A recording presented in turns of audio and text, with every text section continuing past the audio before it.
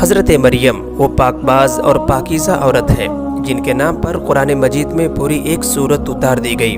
وہ قرآن پاک آپ کی پیدائش، پرورش، کفالت اور آپ کے یہاں حضرت عیسیٰ علیہ السلام کی پیدائش کے واقعات کو کھول کھول کر بیان کرتا ہے تاکہ لوگ اللہ کی محبوب بندی کے بارے میں کوئی شک و شبہ نہ رکھیں۔ حضرت مریم علیہ السلام حضرت داؤد علیہ السلام کی نسل سے تعلق رکھتی ہیں۔ آپ کے والد محترم اس دور میں بنی اسرائیل کے امام نماز تھے اور آپ کی والدہ محترمہ بھی عابدہ اور زاہدہ خاتون تھیں۔ اس دور میں اللہ نے بنی اسرائیل پر حضرت زکریا علیہ السلام کو مبعوث فرمایا۔ جب حضرت مریم علیہ السلام کی والدہ کے یہاں کوئی اولاد نہیں تھی تو انہوں نے اللہ کے نام یہ نظر مانی کہ اگر ان کے یہاں ولد کی پیدائش ہوئی تو اس کو بیت المقدس کی خدمت کے لیے وقف کر دیں گی۔ اس وقت کے رواج کے مطابق جو لڑکا اللہ کی نظر کر دیا جاتا تو وہ نہ تو شادی کرتا تھا اور نہ دنیاوی مشاغل میں دلچسپی لیتا تھا، صرف عبادت گاہ کی خدمت کرتا اور خود بھی عبادت میں مشغول رہتا۔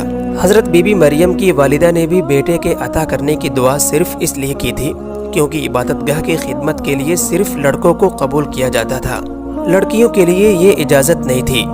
چنانچہ جب بیٹے کی جگہ بیٹی کی پیدائش ہوئی تو ماں کو یہ فکر لاحق ہوئی کہ اس کی نظر قبول نہیں ہوئی، اس لیے کہ دستور کے مطابق لڑکی کی نظر کرنے کی ممانعت تھی۔ اسی کشمکش میں اللہ سے یہ دعا کی کہ اے رب، میں نے تو لڑکے کی درخواست کی تھی لیکن اللہ کے پاس جو علم ہے وہاں تک انسان کی سوچ آخر کیسے پہنچ سکتی ہے۔ اللہ نے جس لڑکی کو پیدا فرمایا تھا اسے دراصل مقدس ماں بنانا مقصود تھا۔ جسم سے ایک مبارک اور معصوم نبی کو پیدا کرنا مقصود تھا جو پیدائشی نبی تھا۔ بہرحال حضرت مریم علیہ السلام کی پیدائش ہو جاتی ہے اور مدت رضاعت ختم ہو جاتی ہے تو آپ کی والدہ محترمہ آپ کو بیت المقدس لے جاتے ہیں تاکہ مجاوروں کے سپرد کر کے اپنی منت پوری کریں۔ چنانچہ وہاں مجاور جھگڑنے لگتے ہیں۔ ہر کوئی یہ چاہ رکھتا ہے کہ حضرت مریم علیہ السلام کی کفالت اس کے سپرد کی جائے۔ پھر یہ فیصلہ ہوا کہ مجاورین جس قلم کے ذریعے سے توریت لکھتے ہیں وہ قلم پانی میں چھوڑے۔ جس کا قلم پانی کے بہاؤ میں بہنے کے بجائے الٹی طرف بہے وہی حضرت مریم علیہ السلام کی کفالت کا صحیح حقدار ہوگا۔ اس مقابلے میں حضرت زکریا علیہ السلام بھی شامل تھے۔ ان کے قلم کو اللہ نے پانی کے بہاؤ میں الٹی طرف بہایا اور ان کی پرورش کے حقدار ہو گئے، اور بی بی مریم کو اللہ کی منشا کے مطابق حضرت زکریا علیہ السلام کی کفالت میں دے دیا گیا۔ حضرت زکریا علیہ السلام کی بیوی حضرت مریم کی خالہ لگتی تھی، اس لیے ان سے بڑھ کر ان کی پرورش اور کون کر سکتا تھا۔ اس طرح حضرت مریم علیہ السلام بیت المقدس میں رہائش پذیر ہو گئی۔ آپ کے لیے ایک کمرہ مخصوص کر دیا گیا جہاں حضرت زکریا علیہ السلام کے علاوہ اور کوئی نہیں جا سکتا تھا۔ آپ دن رات اللہ کی عبادت میں مشغول رہتی تھیں۔ جب بھی حضرت زکریا علیہ السلام آپ کے پاس آتے تو وہ حیران ہو جاتے کیونکہ آپ کے پاس بے موسم پھل موجود ہوتے تھے۔ گرمیوں کے پھل سردیوں کے موسم میں اور سردیوں کے پھل گرمیوں کے موسم میں آپ کے حجرے میں موجود ہوتے تھے۔ حضرت زکریا علیہ السلام کی حیرت بجا تھی۔ حضرت مریم علیہ السلام سے پوچھا کہ یہ پھل کہاں سے آتے ہیں، کون دے کر جاتا ہے؟ تو حضرت مریم علیہ السلام پرسکون ہو کر فرماتی ہیں کہ اللہ کے پاس سے آتے ہیں۔ تبھی حضرت زکریا علیہ السلام نے اللہ سے وارث کے لیے دعا فرمائی۔ اب کی بیوی کے باج ہونے کے باوجود معجزہ خداوندی سے حضرت یحییٰ علیہ السلام کی ولادت ہوئی۔ حضرت مریم علیہ السلام کی عظمت و فضیلت کو رب کریم نے قرآن پاک میں بار بار بیان فرمایا ہے اور اپنی مومنہ بندی کی پاکیزگی اور پاک دامنی کا اعلان کیا ہے۔ حضرت مریم علیہ السلام کی عمر جب تقریباً 15 سال کی ہوئی تو ایک فرشتہ خوبصورت نوجوان مرد کی شکل میں نمودار ہوا، جسے دیکھ کر حضرت مریم علیہ السلام بھی خوف زدہ ہو گئی اور اپنی عصمت کی حفاظت کے لیے فکر مند ہوئی کیونکہ فرشتے کی شکل پر تقوی کے آثار نمایاں تھے۔ تاہم حضرت مریم نے اپنی عصمت کی حفاظت کے لیے خود کو اللہ کی پناہ میں دے دیا۔ یہ عفت اور پاک دامنی کا ایک طرح سے امتحان تھا جو اللہ کے خاص بندوں پر اکثر ہوتا ہے۔ حضرت مریم علیہ السلام نے کہا کہ وہ یہاں سے چلا جائے۔ ان کی پریشانی دیکھ کر اس نوجوان نے کہا کہ گھبرانے کی ضرورت نہیں ہے، میں انسان نہیں ہوں، اللہ کی طرف سے بھیجا ہوا ایک فرشتہ ہوں۔ آنے کی وجہ بتاتے ہوئے فرشتے نے کہا کہ آپ کو ایک پاکیزہ اور مبارک و مسعود بیٹے کی ولادت کی خوشخبری دینے آیا ہوں۔ حضرت مریم کو انتہائی تعجب ہوا۔ وہ بولی کہ یہ کیسے ممکن ہے کیونکہ وہ شادی شدہ نہیں تھی۔ فرشتے نے کہا کہ اس سے پہلے حضرت آدم علیہ السلام اور حضرت حوا علیہ السلام کو بغیر ماں باپ کے اللہ نے پیدا فرمایا ہے اور حضرت حوا کو صرف مرد کے وجود سے پیدا فرمایا۔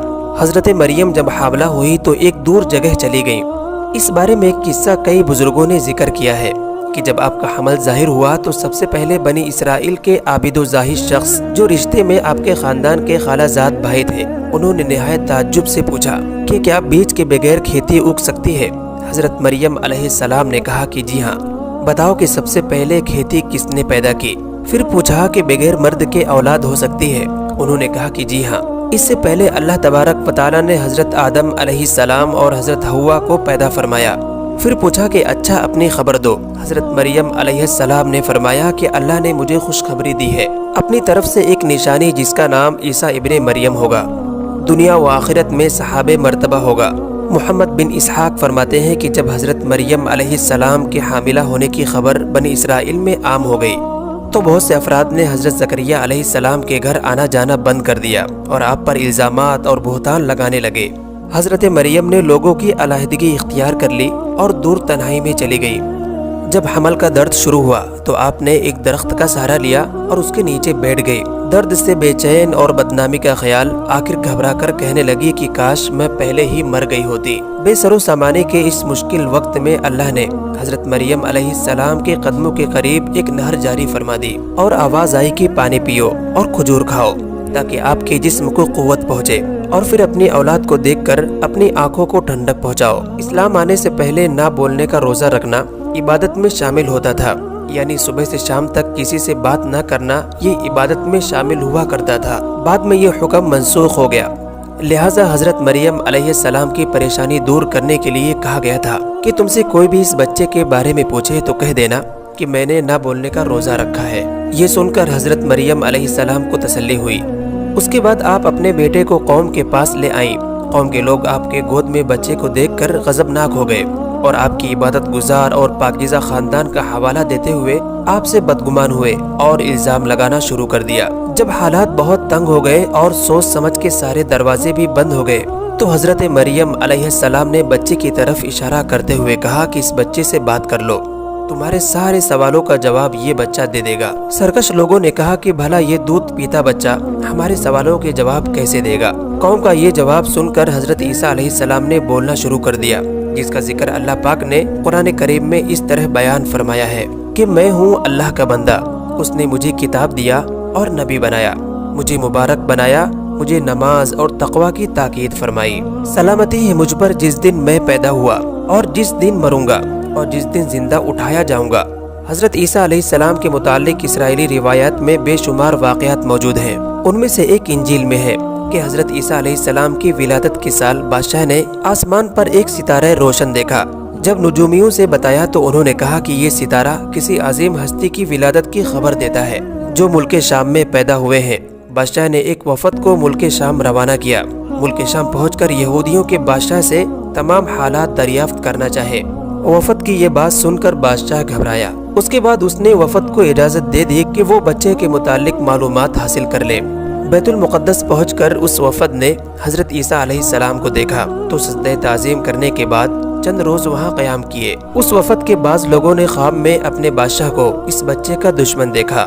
انہوں نے خواب حضرت مریم علیہ السلام کو سنایا اور مشورہ دیا کہ اس بچے کو کسی محفوظ جگہ لے جائیں۔ اس کے بعد حضرت مریم علیہ السلام حضرت عیسیٰ علیہ السلام کو لے کر مصر چلی گئیں۔ جب حضرت عیسیٰ علیہ السلام کی عمر 13 برس کی ہوئی تو بیت المقدس واپس آ گئیں۔ بخاری شریف میں عبادہ بن صامت سے مروی ہے کہ رسول اللہ صلی اللہ علیہ وسلم نے فرمایا کہ جس نے گواہی دی کہ اللہ کے سوا کوئی معبود نہیں وہ اکیلا ہے، اس کا کوئی شریک نہیں، اور محمد صلی اللہ علیہ وسلم اللہ کے بندے اور اس کے رسول ہیں، اور عیسیٰ اللہ کے بندے اور رسول ہیں جن کو اللہ نے مریم کی گود میں ڈالا اور وہ اس کی روح ہے، اور جنت حق اور جہنم حق ہے تو اللہ اس کو ضرور جنت میں داخل فرمائیں گے۔ اللہ ہم سب کو قرآن و حدیث پر چلنے کی توفیق عطا فرمائے۔